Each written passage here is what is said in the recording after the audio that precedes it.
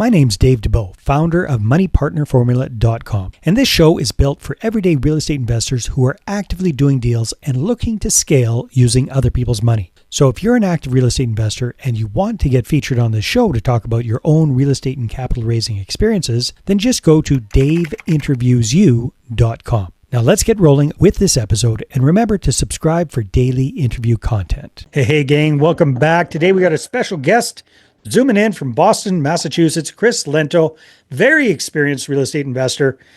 He's been through a lot of cycles. He's been in the game for 25 years, the last 8 years at the helm of EM Capital. And these days, Chris and the gang focus on multifamily properties. He's a syndicator, and that's what we're going to discuss here today. So Chris, welcome to the show. Great to have you. Yeah, I'm glad to be here, Dave. So give us a little snapshot of what the portfolio currently looks like. It's been kind of tumultuous, rocky times for the last few years in the multifamily space. What do you guys have right now in the portfolio? Yeah, so we have 850 units across 8 properties. So number of small properties that I got kind of 7 or so years ago when I was just transitioning into this as a full-time career, and not just sort of running my own portfolio.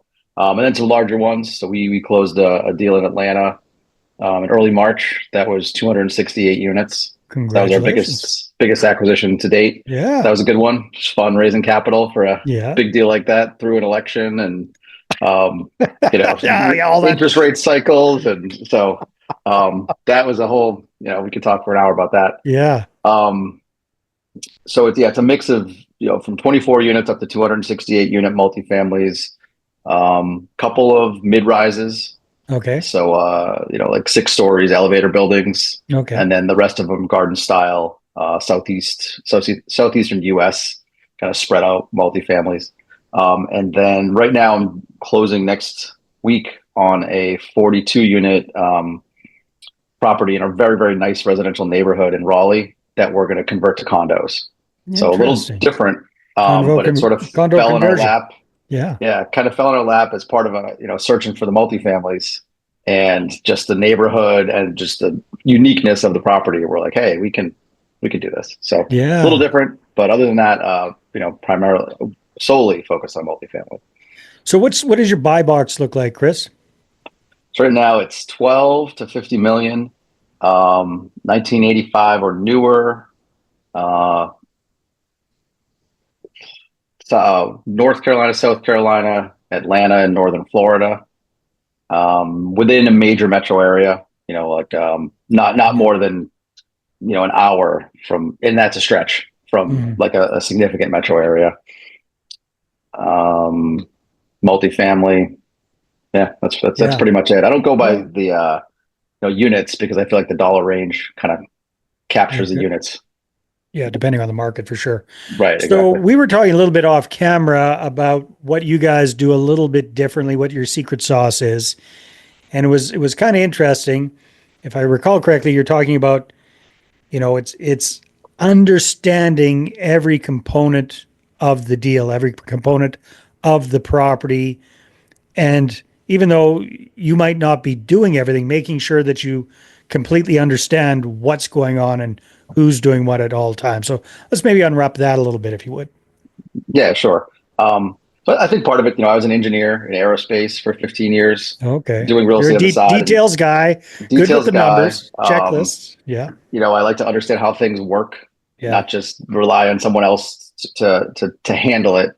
And I think it's a balance of, knowing who the right people are to do the job, right? Like I'm not writing the legal documents. I'm not managing the property day to day. But I've found that, you need to know what they're doing, or, the lawyer's just kind of drafting what you want into a form that's enforceable and protecting your risks, right? So I'm more likely to summarize, and now that we have, AI, throw it into ChatGPT and be like, it should look something like that.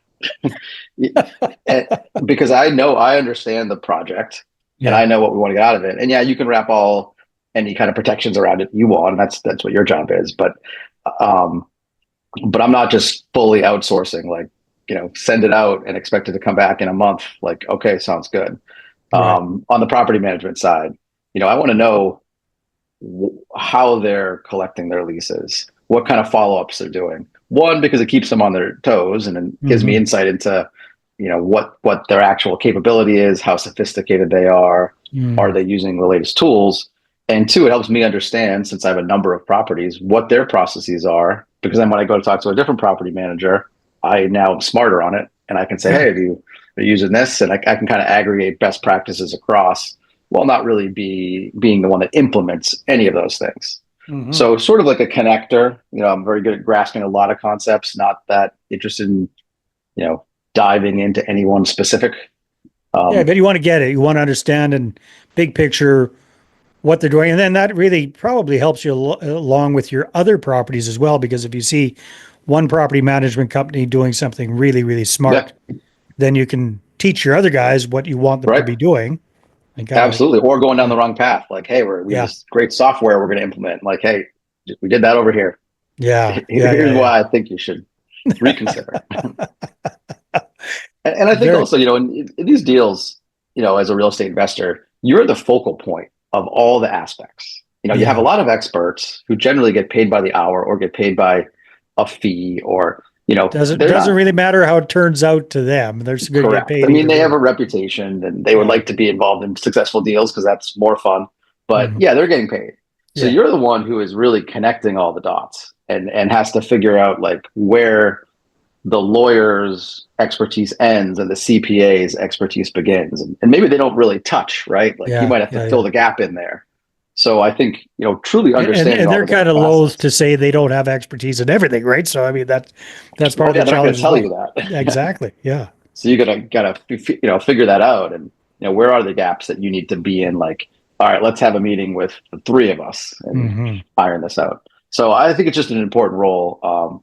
And I, as someone who likes to control the situation, have to balance that against, let the people that know what they're doing do their piece. Yeah.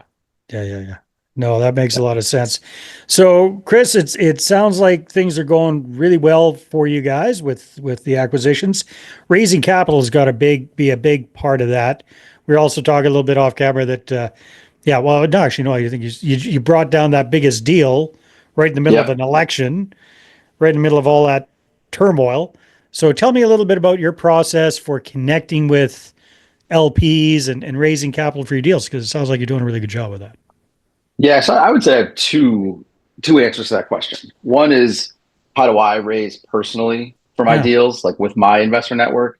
And then the other is, how do I partner with people who co-GPs? So a lot of my deals are with two separate companies, and we co-GP together. We've done 5 deals together, and kind of each group has their sweet spot. So within my network, I've kind of spiraled outwards from friends and family to friends of friends to, you sort of like kind of go down these rabbit holes of people that like the deals, and now you're into these different groups. I do podcasts, I post on LinkedIn, I do a lot of active LinkedIn outreach to try to get calls.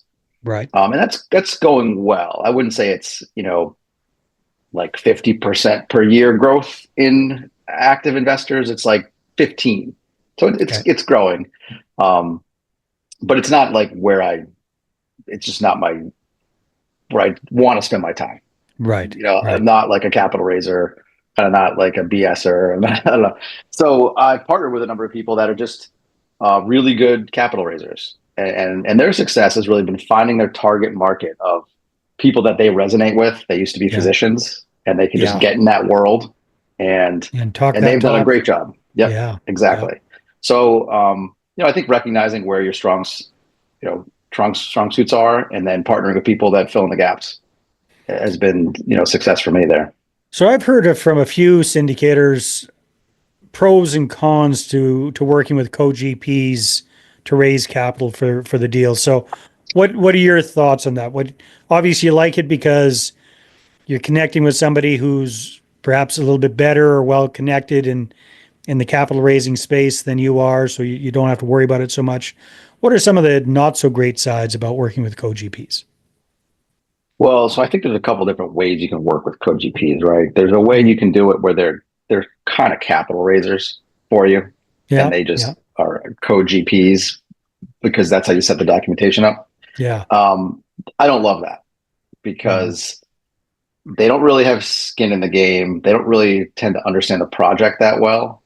And it's a little bit of a gray area too, right? It is. It is. I Yeah. think if you set it up correctly, it's pretty Pretty solid. solid. Okay. Yeah. Um, but yeah, you're kind of trusting that they're following all the rules correctly, Yeah. and that they're not kind of maybe going into the outside of that gray area without you Hmm. understanding it, or Hmm. aware that it could drag you into a legal situation. So I stay away from that. So my co-GPs are really truly co-GPs. Like, I sort of lead the majority of the asset management, but they're involved in asset Got it. management. They tend to do a majority of the capital raising, but I'm also capital raising. So Hmm. it's really a multi-company partnership where we're sort Okay. of leveraging each other's strengths, not so much like approaching a capital raiser. Right. Got it. So that's brings me back to another question I had from earlier. What's your kind of philosophy when it comes to multifamily real estate investing? Are you a, you know, value add guy and you want to turn around and sell the property in 3 to 5 years? Are you a long-term hold guy that you just want to optimize that property and maximize the cash flow and hold on to it in long into the future? Where do you kind of land in there, Chris? Well, I mean, I think fundamentally, I'd love to be a long-term hold guy who just, optimizes the property and has this great cash flow. But that's a really hard way to make a living. Hmm. It's a good way to keep generational wealth. It's a good way to grow or be a safe way to grow a piece of your portfolio, in a larger portfolio. But whereas this is my full-time job, that's a Yeah. tough way to make a living. Yeah, So it's hard to make that cash flow pay all the bills all the time kind of thing. Yeah. correct, right. And it takes a long time. You got to kind of build it up, and Yeah. then a lot of times, it's hard to find investors who want to be with you for like an indefinite hold period, right? Yeah. like there's some properties that just it makes the most sense to do like a 15-year hold and refinance it three times along the way. Yeah. But finding people that can think that far ahead and want to be involved in something like that is not as easy as finding someone who can see a 5-year time horizon. Like, okay, in 5 years, my kids will be going off to college. That I get it. Yeah. Whereas like they're like in 15 years, I'll be Well, I would be 65. around for crying out Yeah, loud. Yeah. right, right. Yeah. Um, so right now, I like to look for value add, and I also like the fact that it is a definitive way that you can drive NOI up, and you're not Mhm. relying on market rents increasing or cap rate compression or all these things that you really don't know what's going to Yeah. happen. But if you can find something that, hey, this property needs to be fixed up, it's very clear.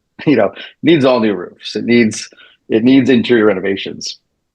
It's a pretty easy story to tell. That's a true story. Like, hey, we're going to Yeah. take a rundown property and we're going to make it nice. And in that process, And we're going to increase the we're going to the increase the rents. rents. We're going to Yeah. make it a safer community.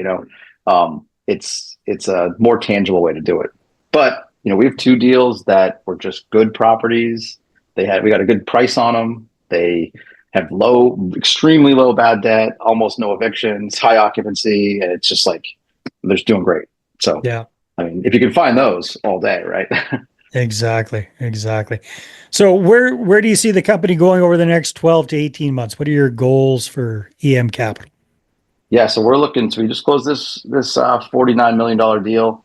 We're looking to do and then we have this other one closing next month, which is a smaller deal. It's an $11 million all in, the condo conversion deal, as we mentioned Hmm. uh, before the show started.